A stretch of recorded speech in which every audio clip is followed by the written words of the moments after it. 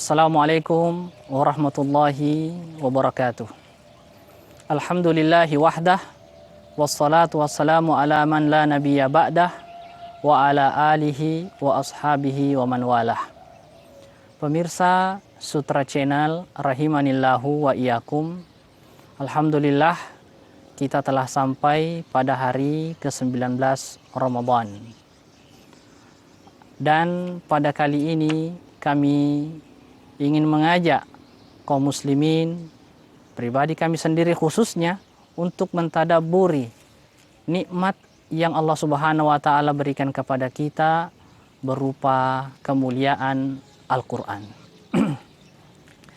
Tidak ada seseorang pun melainkan suka dengan kemuliaan. Tapi sangat sedikit kemudian yang ingin menjadikan dirinya mulia dengan Al-Quran. Tentu saja bila kita ditanya tentang sesuatu hal yang paling mulia di dunia ini atau di permukaan bumi ini, apa hal yang paling mulia? Maka niscaya jawabannya adalah Al-Quran. Kenapa Al-Quran? Karena memang Al-Quran bersumber dari Maha Mulia, Allah Tabaraka wa Ta'ala. Allah katakan kalamullah. Kalamullah datang dari sisi Allah Subhanahu wa taala yang maha mulia. Oleh karenanya makhluk-makhluk yang kita kenal di dalam agama kita kemuliaannya tak lepas karena memang keterikatannya dengan Al-Quran. Jibril alaihissalam merupakan penghulu para malaikat, karena memang perantara beliaulah Al-Quran diturunkan. Rasulullah sallallahu alaihi wasallam menjadi rasul yang termulia karena memang kepadanya beliau diwahyukan Al-Quran itu.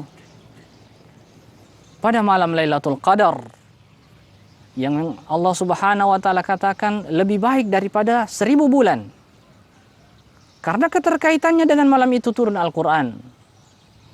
Pada bulan Ramadan yang sekiranya tidak ada Al-Quran, mungkin tidak ada apa-apanya bulan Ramadan ini. Lalu kemudian Makkah dan Madinah, kita tahu kemuliaannya. Keseluruhannya ini karena memang terkait dengan Al-Quran. Pemirsa rahimanillahu wa iyakum, sampai-sampai kertas saja yang bertuliskan ayat Al-Quran pun terangkat menjadi mulia karena terkait dengan Al-Quran. Makanya kalau kita membaca buku para ulama atau fatwa-fatwa para ulama, ketika ada seseorang sengaja membuang kertas yang bertuliskan Al-Quran, lafaz Al-Quran, maka dihitungi kafir kalau dia sengaja membuangnya. Karena memang terkait dengan kemuliaan Al-Quran. Kalau begitu, nikmat sekali hamba yang mendapatkan kemuliaan ini. Ya, karena memang itulah nikmatnya Al-Quran. Sampai-sampai Allah Subhanahu wa ta'ala di dalam surah Ar-Rahman menyebutkan perihal kenikmatan itu. Setelah menyebutkan dirinya Ar-Rahman, kemudian Allah katakan Allamal Quran, yang mengajarkan Al-Quran. Nikmat mengajarkan Al-Quran disebutkan. Barulah kemudian disebutkan khalaqal insan. Lebih dahulu disebutkan kenikmatan untuk diajarkan Al-Quran, baru kemudian kenikmatan penciptaan. Tentu karena memang ini agungnya Al-Quran. Bukankah dalam surah Ar-Rahman kita tahu berapa kali Allah Subhanahu wa taala menyinggung kita? Fabi ayyi ala'i rabbikuma tukadziban, 31 kali. Tapi adakah kita mau melihat betapa nikmat ketika seseorang diajarkan Al-Quran itu merupakan suatu kemuliaan? Allah Subhanahu wa ta'ala berfirman, wa anzalna malaikata birruh, dan Allah Subhanahu wa ta'ala menurunkan malaikat dengan membawa wahyu. Kata-kata ar-ruh di sini merupakan wahyu. Tentu saja ini merupakan kenikmatan. Pemirsa Sutra Channel rahimanillahu wa iyyakum. Jadi di dalam surah nikmat-nikmat ini Allah Subhanahu wa taala katakan tentang nikmat Al-Qur'an. Tapi yang menarik ketika Allah Subhanahu wa taala juga katakan sebagai ruh. Al-Qur'an ini sebagai ruh. Al-Imam Abu Bakar Ahmad ibn Ali Al-Jassas rahimahullahu taala mengatakan sammahu ruhan tashbihan li ruhil hayawan.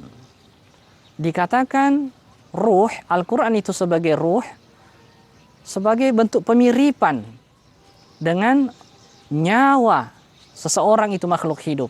Alladzi bihi yahya. Yang seseorang itu makhluk hidup itu dengan ruhnya dia bisa menjadi hidup. Kita tahu jasad itu ketika Allah Subhanahu wa taala telah cabut ruhnya, maka tidak ada gunanya. Seolah-olah Allah ingin katakan, demikianlah Al-Quran. Al-Quran yang ada pada seseorang, maka laksana ruh baginya. Tapi orang yang tidak memiliki Al-Quran pada dalam dirinya, maka seakan-akan jasad tanpa ruh. Oleh karenanya itu, Allah Subhanahu wa taala katakan orang kafir itu, walaupun mereka itu hidup, kata Allah amwatun ghaira ahya. Mereka itu mati hatinya, tidak hidup. Kenapa? Karena mereka tidak beriman kepada Al-Quran. Oleh karena itu beruntunglah ketika nikmat Al-Quran ada bersama pada kita. Katakanlah ada seseorang yang paling tampan, kemudian jasadnya telah dicabut ruhnya, kita biarkan begitu saja. Apa yang terjadi? Niscaya akan membusuk. Niscaya keberadaannya lama tanpa ruh akan membawa penyakit, mudarat saja.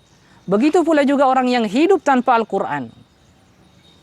Nabi SAW sabdakan, Inna syarran nas man tala umruhu wa sa'a amaluh. Seburuk-buruk manusia yang panjang umurnya tapi buruk amalannya. Seperti tadi, jasad yang telah dicabut ruhnya dibiarkan saja. Seperti itulah manusia-manusia tanpa Al-Quran.